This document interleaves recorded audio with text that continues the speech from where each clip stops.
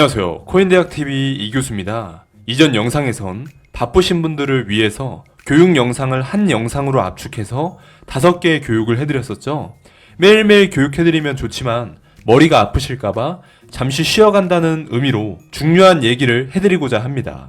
이번 주에 FOMC 회의가 있죠. 다들 한 번씩은 들어보셨을 겁니다. 이번 주에 회의 일정이 있다 보니 대략 10일 전부터 장이 다소 불안하고 거래 대금도 많이 줄었죠. 하지만 FOMC 회의를 잘 모르시는 분들이 꽤나 많을 거라 생각은 듭니다. 그래서 우리 사랑하는 코린이 분들을 위해서 쉽게 이해시켜드리도록 제작을 해봤고요.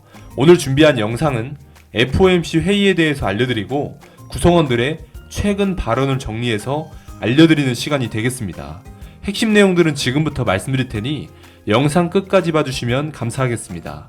위표를 보시면 현재 주말 사이에 채권 이자율이 많이 떨어졌습니다. 금리 인상이 예상되면 미 국채가 선반영돼서 올라가야 하는데 주말 동안 내린 이유가 뭐냐면 오미크론 때문에 미 연준 위원들이 강경하게 나가다가 다시 살짝 발언을 자제하는 경향을 보이고 있다고 합니다. 섣부른 금리 인상이 시장에 타격을 줄 수도 있어서 미 국채도 금리 인상 전에 선제 반영되면서 떨어지는 추세에 있는 겁니다.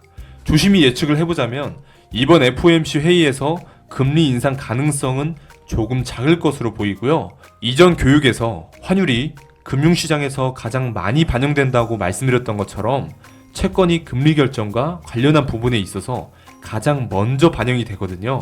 하지만 항상 시장이 예측대로만 움직이지 않았기에 우리는 리스크를 관리해야 되고요. 시장을 이기려고 하기보다는 시장의 흐름에 순응하고 FOMC 전까지는 관망하는 것도 너무나 좋으니 현금악보 두둑히 해놓으시길 바랍니다. 급등 코인 정보, 지표에 대한 이해가 안 되시는 분들은 아래 댓글 링크를 통해서 정보 공유방에 입장 가능하니 도움이 필요하신 분들은 입장하시면 많은 도움 드리겠습니다. 오늘 준비한 FOMC 회의에 대해서 알려드리고 구성원들의 최근 발언을 정리하는 시간 시작하겠습니다.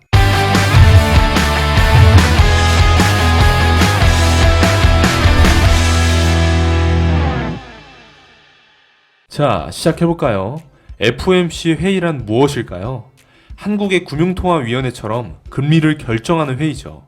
통화 조절 및 금리 조절을 통해서 금융시장을 조절하고 나아가 경기를 조절하는 역할을 하는 회의입니다. 그럼 중요 인물이랑 발언에 대해서도 알아두셔야겠죠?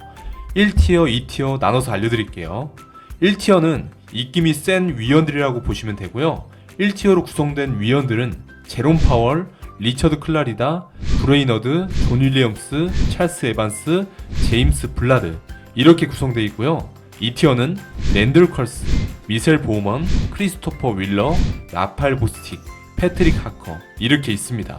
그리고 중간중간에 비둘기파랑 매파에 관련된 내용이 나올 건데요. 쉽게 설명드리면 비둘기는 설설 내려오면서 사냥하는 반면에 매는 수직 낙하하면서 사냥을 하잖아요. 그런 의미로 금리를 결정할 때 비둘기는 천천히 금리 인상을 하자는 파고요. 매파는 급격한 금리 인상을 하자는 파입니다. 이해되신 걸로 알고 시작하겠습니다.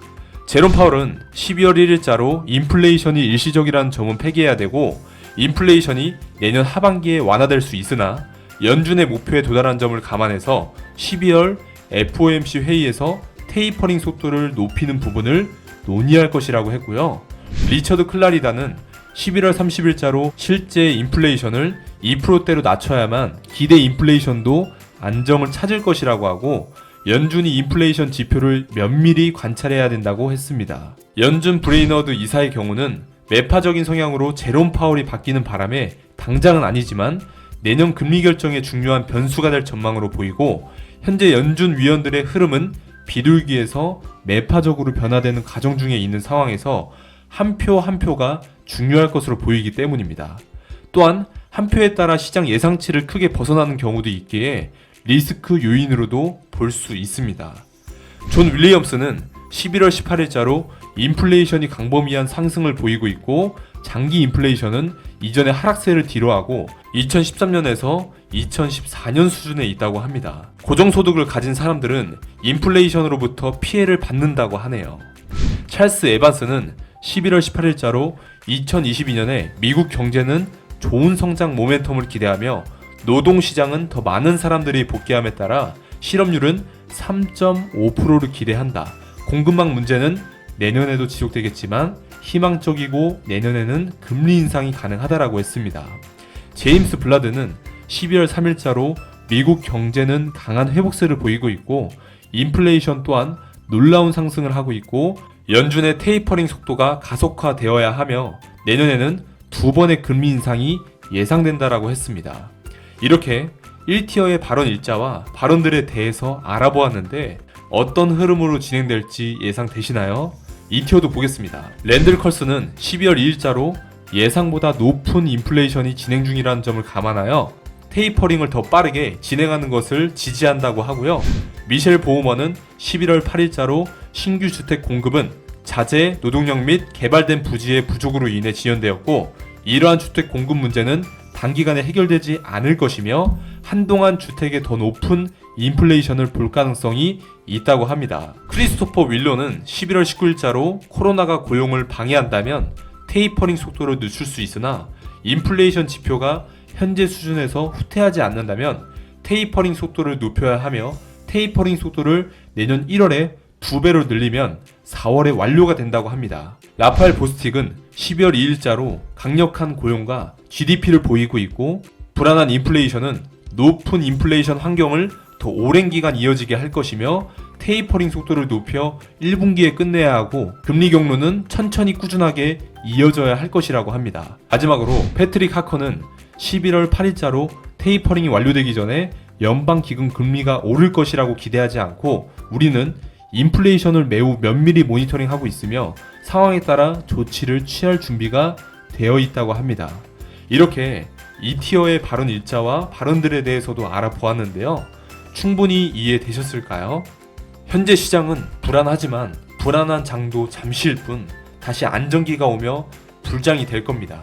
다들 화이팅 하시고 힘내시길 바라고요. 앞으로도 필요한 영상이 있으시다면 댓글 달아주시면 성심성의껏 제작해보도록 하고요. 구독과 전체 알림을 꼭 해놓으셔야 영상이 올라왔을 때 바로 보실 수가 있고 수익이 될 만한 정보들을 영상 혹은 커뮤니티를 통해 알려드리고 있으니 구독과 좋아요, 전체 알림은 꼭 해놓으시기 바랍니다. 오늘 영상도 유익하셨나요? 오늘도 유익한 정보가 되셨다면 구독과 좋아요 한 번씩 눌러주시면 부자가 되는 지름길이 되실 겁니다. 급등코인 정보를 실시간으로 받기를 원하신다면 아래 댓글에 코인대학TV 정보 공유방 링크가 있을 겁니다. 클릭하시고 입장하시면 실시간으로 대응해드릴 거고요. 신청자가 많아서 하루 이틀 지연되고 있습니다. 만약 빠른 연락을 원하신다면 이름 옆에 정보라고 입력해서 제출하시면 좀 더 빠른 연락 드리도록 하겠습니다.